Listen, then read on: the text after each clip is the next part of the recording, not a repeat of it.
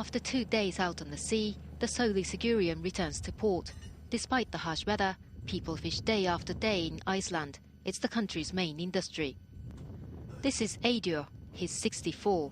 He's been a fisherman for 48 years. Now his country is in crisis. Its economy has collapsed. Many say the only way for Iceland to recover is to join the European Union. Eidur says he welcomes the idea, if it's for the good of the country. I don't hold anything against joining the EU, quite the contrary. If that can save the country, I think we'll be able to find a compromise on the EU regulations.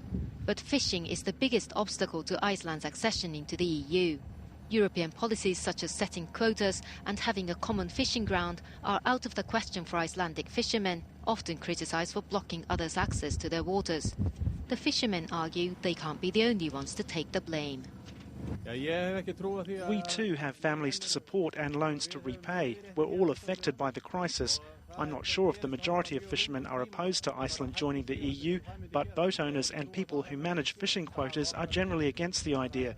Today we're in a terrible situation. Our economy must be saved, and that will only be possible by introducing a new, more stable currency. But the strongest opposition to being part of the huge trading bloc comes from owners of fishing boats, people who have borrowed money based on their fishing quotas, and those who export fish in euros. They certainly don't want to risk lowering their revenues. The biggest problem is that if we enter the EU, we'll have to give up their regulatory powers to the European Commission, when we should be able to control our own waters and our fishing quotas.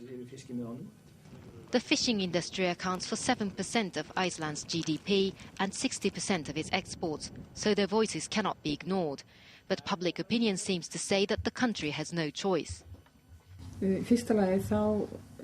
Joining the EU isn't a magic wand, but it will increase our credibility and facilitate our access to the international markets. It could give us more legitimacy, but above all, we will have a stable currency, and that's what we really need. But faced with a 10% loss on the GDP and a 20% inflation, plus a colossal $2 billion loan to pay back to the IMF, the government has more than enough at hand just to keep the country going. To be honest, they're waiting for a strong leadership to come, a strong leadership that would say what the future of the country will be. Icelandic voters will likely go to the polls in May to elect a new government, followed by a referendum on the country's EU accession. Meanwhile, protests against the government continue.